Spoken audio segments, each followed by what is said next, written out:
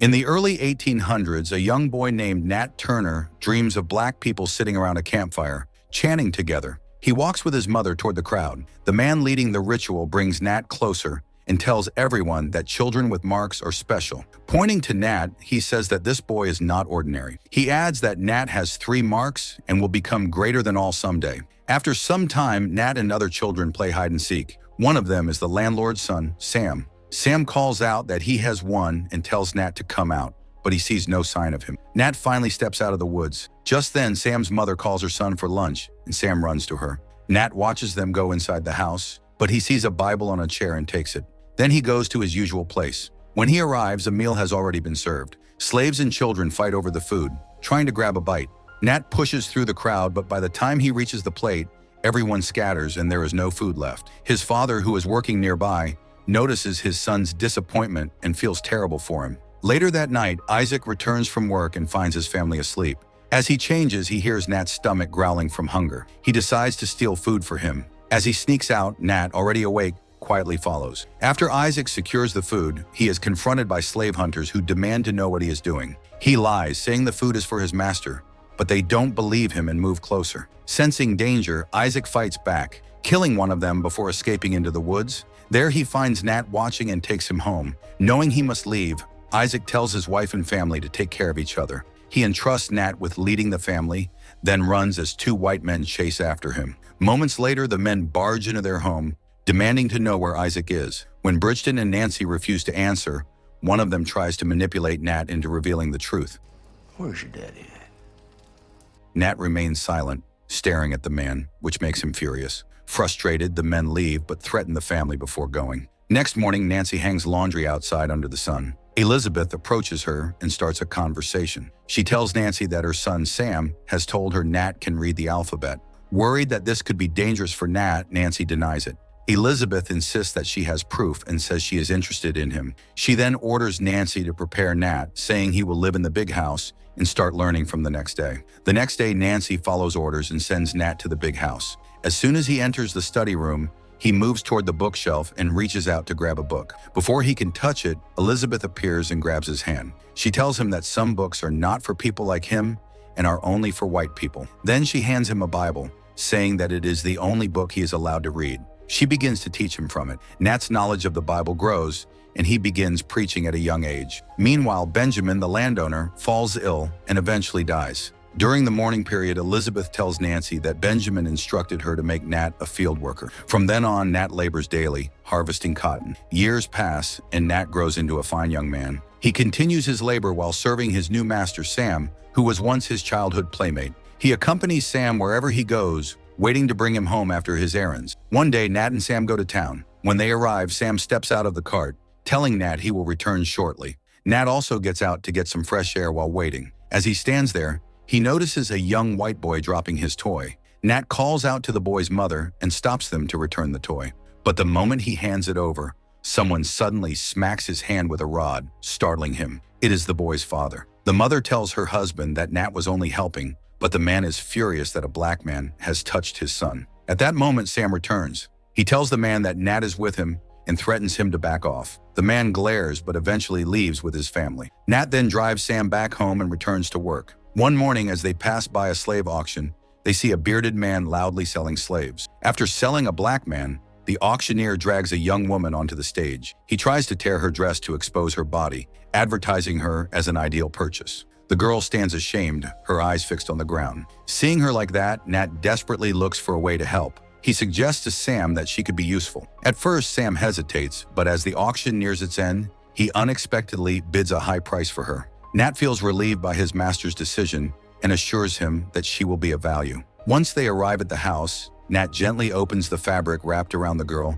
and tries to calm her, telling her that everything is okay, but she reacts violently, refusing to let him come closer. At that moment, his mother arrives with the other women. They take her away, leaving Nat standing there in shock. After a few days, as Nat plasters a deteriorating wall, he sees the girl he saved, now dressed up and looking beautiful, walking toward the big house with his mother. Sam introduces her to his younger sister, telling her that the girl will now be serving her. His sister is excited to have her own servant, Nat watches from a distance and smiles as they walk toward a cart, preparing to leave. Then he turns to his mother and thanks her for making the girl look good and beautiful. His mother smirks playfully and tells him that the girl is already a beauty. Later, while Nat loads the cart as Sam's mother and sister are moving out with her husband, he pulls back the curtain and sees the girl. They exchange names and she introduces herself as Cherry. He shares his own name and she apologizes for her earlier behavior. He assures her that he was also at fault. From that moment, they grow closer as he gives her flowers. One day, after finishing her duties serving Catherine,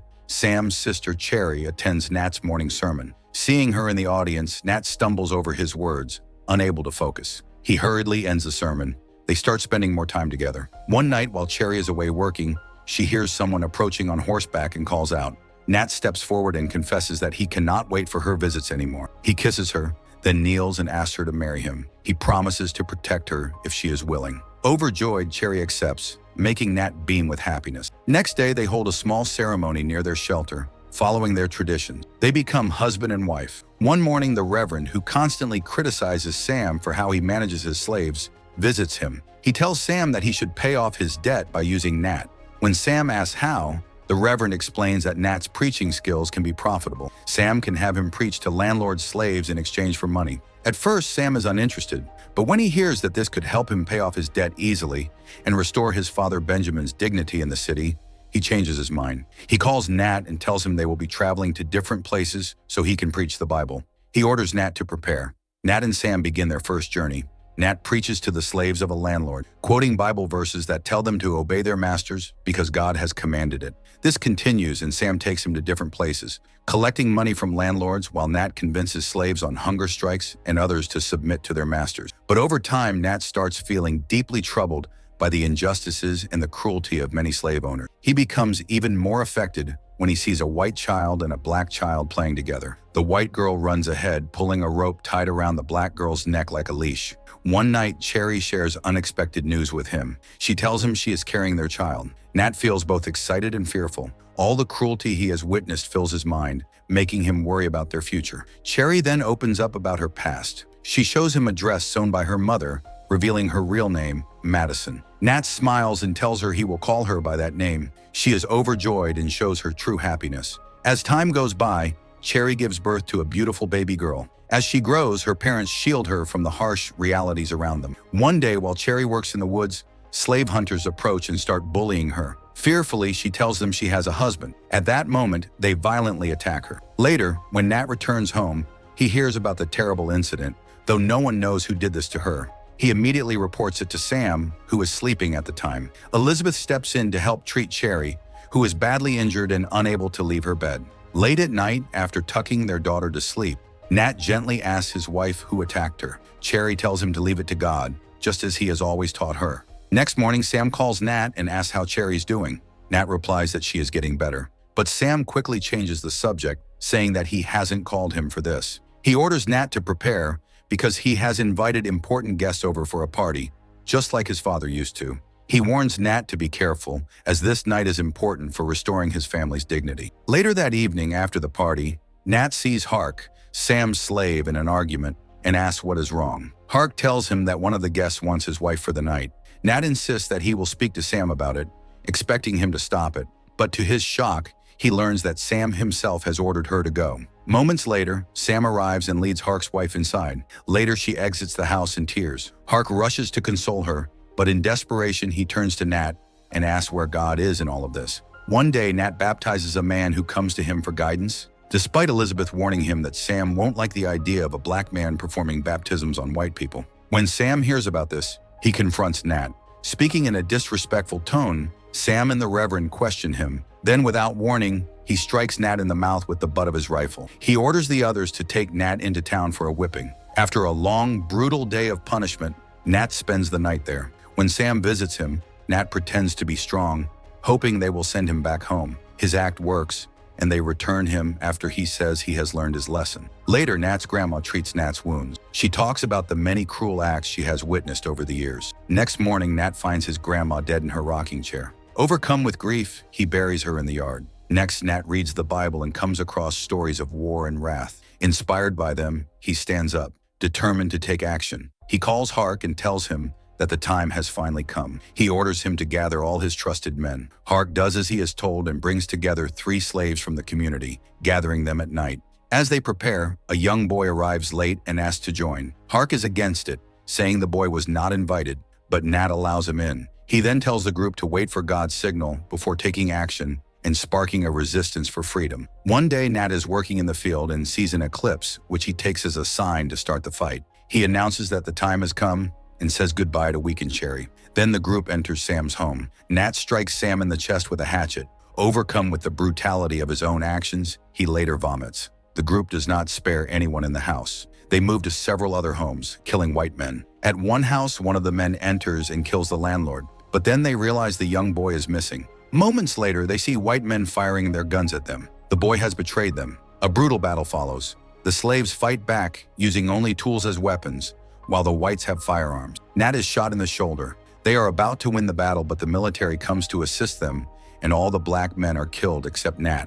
Days pass, and the city is in chaos. News of the rebellion spreads, and hundreds of slaves are hanged as the whites take their revenge. One day, while staying hidden, Nat finds Cherry doing chores. He speaks to her from his hiding place. She tells him that she, Joanna, and Nancy are safe, but the killings will not stop until Nat is found. Hearing this, Nat decides to turn himself in. He walks into a crowd of furious white people who immediately beat and kick him. The sheriff steps in and orders them to stop, saying that Nat will be punished in public. Nat is then brought before a large crowd. A rope hangs in front of him, ready for his execution. The man handling him asks if he has any last words. Nat simply says that he is ready. The crowd shouts and insults him as he is hanged. As he dies, he sees a vision of Cherry appearing to him as an angel. At the end of the movie, the young boy who betrayed them is seen leading a revolution.